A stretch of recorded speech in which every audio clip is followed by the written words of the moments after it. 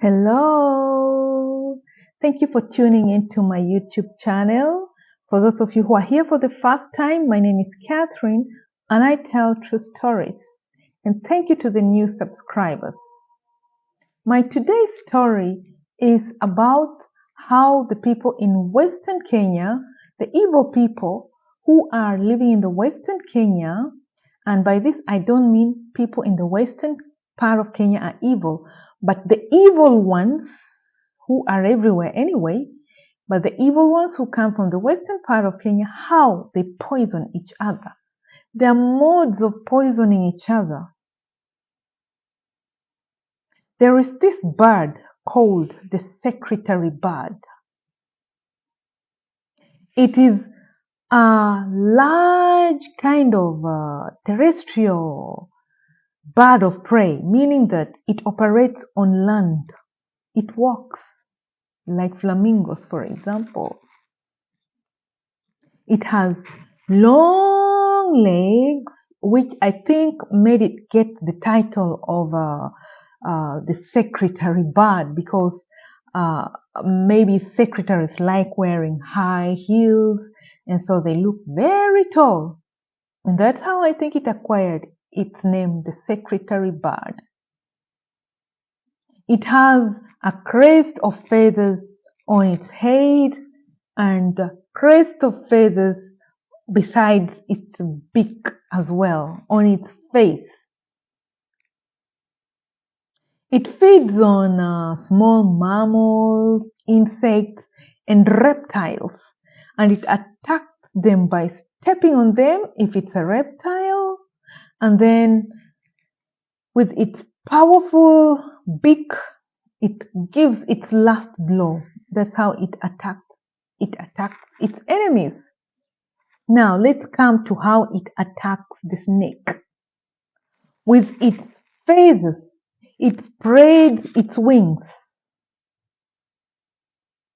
and uses the wings to protect itself from the venom coming from the snake.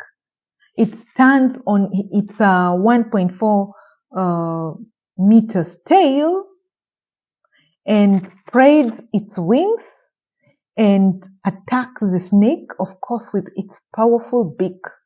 And the venom is normally collected from the wings of the secretary bird.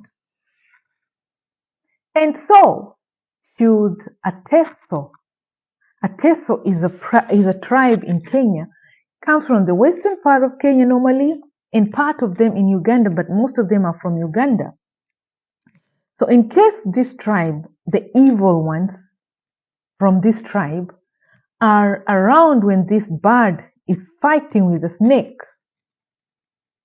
they have an opportunity to collect poison. If the secretary bird wins, or if the secretary bird loses, it is still a loser. Because the Teso person will now go to the bird and attack it if it's still alive, and go and soak it in water just to drain off the venom that it has been using to protect itself from the snake. And so this person, after collecting the venom, will go and pour it in the enemy's food so that when the person drinks or eats the venom. Or if given an opportunity, they will take the whole bird after it has finished fighting and dump it in somebody's well, knowing very well that the bird is having some venom in its feathers. So then the venom will be drained off and it will be drunk by the people who own the well. This is just how some evil people in the western part of Kenya kill their enemies. their unsuspecting enemies from the secretary bird. They take advantage of this because this is just the bird, one of the birds that protects itself from the venom by using its wings. Then there is this thing that old men love, idle ones who have always drinking sprees in the traditional beers. You know, that traditional beers that is made from fermented corn for months. And so they always pour this fermented beer in a pot and with the straws. Should I call them straws? If you know the name of that long stick that is put inside the fermented beer in a pot and is sipped, please put the name in the comments. Now, some people take the opportunity to use these straws to poison their enemy. These straws are made in such a way that there is a filter at the top. So, what they do, in order not to poison the whole group that is drinking from the same pot, they will simply place the poison on top of the filter of that stick. The stick has a filter on top. So they will place the poison there so that only the person, their target, is sipping the poison. Should he make a mistake of blowing it back, it cannot be blown back into the pot because it is just in his straw. And in this case, they will make sure that they give each person a straw, knowing that this is the one with the poison, and so they give it to their target. Now, this is very common with the Bukusu in Bungoma. This happened one time to a student. You know, those days when a student reaches high school, he was free to take some alcohol. Because if you take alcohol, it means that you're now an adult. So you are free to drink with the elders.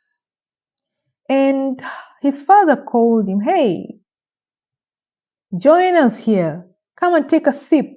The guy said, no, because he was in a missionary school and he'd been taught that alcohol is not good. And of course, he never loved the taste of it. To him, it tasted like urine. And so his father insisted, no, just a sip, please, just a sip. The guy said, "No, I don't want." And then the other said, no, leave that one alone. He's going to school tomorrow and we don't want him to be tipsy. That's how this son was saved from the poison that his father was drinking through the straw of the fermented alcohol. That same night, his father fell sick. His stomach had swollen so much, and that's how his father passed on. The poisoning from the alcohol, the fermented brew that had poison placed in his straw. If you know the name, you can put it in the comments. Those long straws that the old people in the villages used to drink their alcohol. So he knew that he had escaped because they told him that his father was poisoned by alcohol. There was poison in whatever he had drunk. And it was the alcohol, of course. And the reason for the poison was just very funny. He was poisoned by his younger wives who believed that they had been bewitched by the other wives not to have babies. But the reality is that the other wives were just not yet ready to have kids. As in, it was not yet. They were going to have kids if they were just patient. But due to the impatience, they decided to kill the man.